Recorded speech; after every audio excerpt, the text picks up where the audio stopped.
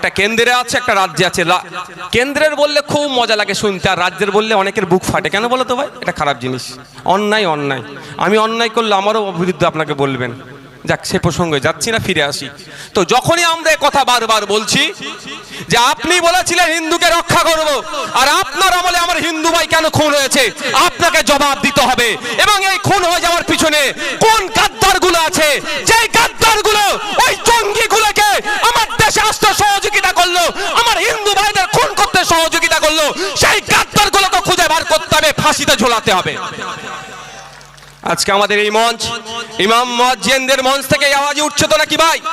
আমার যে হিন্দু ভাইদেরকে যে গাদ্দারদের দ্বারাই খুন হতে হলো, এবং যারা খুন করলো তাদেরকে খুঁজে বার করে তাদেরকে ফাঁসিতে চড়ানো হোক, তাই তো নাকি ভাই? সহমত তো নাকি ইমাম সাহেবেরা? এটা হচ্ছে হিউম্যানিটি, এটা হচ্ছে আমাদের ঐক্য, এটা হচ্ছে আমাদের সৌহার্দ্যের পরিবেশ, এটা হচ্ছে আমাদের ভালোবাসা।